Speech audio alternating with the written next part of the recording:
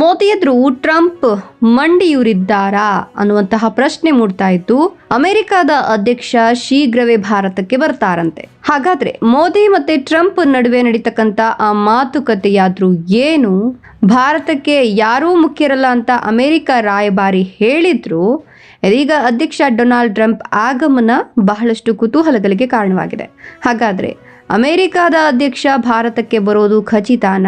ಯಾವ ಕಾರಣಕ್ಕೋಸ್ಕರ ಬರ್ತಾರೆ ಹೇಳ್ತಾ ಹೋಗ್ತೀನಿ. ಅದಕ್ಕಿಂತ ಮೊದಲು ನೀವೇನೋ ನಮ್ಮ ಚಾನಲನ್ನು ಸಬ್ಸ್ಕ್ರೈಬ್ ಮಾಡ್ಕೊಂಡಿಲ್ಲ ಅಂದರೆ ನಮ್ಮ ಚಾನಲನ್ನು ಸಬ್ಸ್ಕ್ರೈಬ್ ಮಾಡಿಕೊಂಡು ಪಕ್ಕದಲ್ಲಿ ಬರ್ತಕ್ಕಂಥ ಬೆಲ್ ಐಕಾನ್ ಮೇಲೆ ಮರಿದೆ ಕ್ಲಿಕ್ ಮಾಡ್ಕೊಳ್ಳಿ.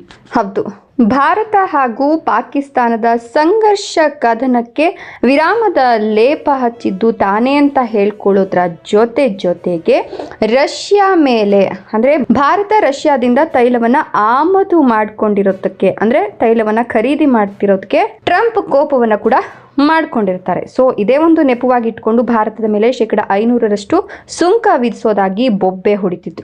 ಆದ್ರೂ ಕೂಡ ಪ್ರಧಾನಿ ಮೋದಿ ಕೆಲವು ತಿಂಗಳಿಂದ ತಲೆನೇ ಕೆಡಿಸ್ಕೊಂಡಿರ್ಲಿಲ್ಲ.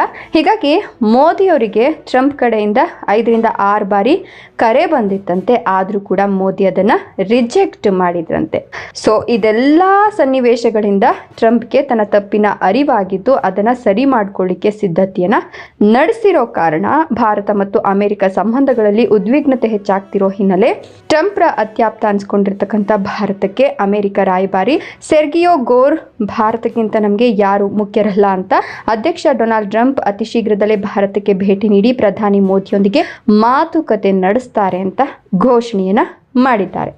ಇನ್ನು ಔಪಚಾರಿಕವಾಗಿ ಅಧಿಕಾರ ವಹಿಸಿಕೊಂಡಿರ್ತಕ್ಕಂಥ ಸೆರ್ಗಿಯೋ ಗೋರ್ ಅಧ್ಯಕ್ಷ ಡೊನಾಲ್ಡ್ ಟ್ರಂಪ್ ಮತ್ತು ಪ್ರಧಾನಿ ನರೇಂದ್ರ ಮೋದಿ ನಡುವಿನ ಸ್ನೇಹ ನಿಜವಾದ ಮತ್ತು ಬಲಿಷ್ಠವಾಗಿದ್ದು, ನಿಜವಾದ ಸ್ನೇಹಿತರು ಭಿನ್ನಾಭಿಪ್ರಾಯ ಹೊಂದಬಹುದು, ಆದರೆ ಕೊನೆಯಲ್ಲಿ ಅವರು ತಮ್ಮ ಭಿನ್ನಾಭಿಪ್ರಾಯಗಳನ್ನ ಪರಿಹರಿಸಿಕೊಳ್ತಾರೆ. ಭಾರತವನ್ನ ಅಮೆರಿಕ ಅತ್ಯಂತ ಪ್ರಮುಖ ಕಾರ್ಯತಂತ್ರದ ಪಾಲುದಾರ ಅಂತ ಬಣ್ಣಿಸಿದ ಅವರು ವಿಶ್ವದ ಅತ್ಯಂತ ಹಳೆಯ ಪ್ರಜಾಪ್ರಭುತ್ವ ಮತ್ತು ಅತಿದೊಡ್ಡ ಪ್ರಜಾಪ್ರಭುತ್ವದ ನಡುವೆ ಪಾಲುದಾರಿಕೆಯನ್ನು ಮತ್ತಷ್ಟು ಬಲಪಡಿಸೋದು ನಮ್ಮ ಆದ್ಯತೆಯಾಗಿದೆ.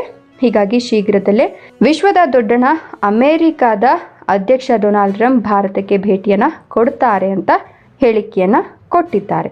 ಸೊ ಮುಂದಿನ ಮಾತುಕತೆಯಲ್ಲಿ ಏನಾಗತ್ತೆ, ಏನೆಲ್ಲ ನಿರ್ಧಾರಗಳನ್ನ ಈ ಇಬ್ಬರು ನಾಯಕರು ತೆಗೆದುಕೊಳ್ತಾರೆ ಅನ್ನೋದನ್ನ ಕಾದ್ ನೋಡಬೇಕಿದೆ. ಇದರ ಬಗ್ಗೆ ನಿಮ್ಮ ಅನಿಸಿಕೆ ಅಭಿಪ್ರಾಯಗಳನ್ನ ಕಮೆಂಟ್ ಮಾಡಿ. ವಿಡಿಯೋ ಇಷ್ಟ ಆದ್ರೆ ಲೈಕ್ ಕೊಟ್ಟು ಶೇರ್ ಮಾಡಿ. ತಪ್ಪದೆ ನಮ್ಮ ಚಾನಲನ್ನು ಸಬ್ಸ್ಕ್ರೈಬ್ ಮಾಡ್ಕೊಳ್ಳಿ.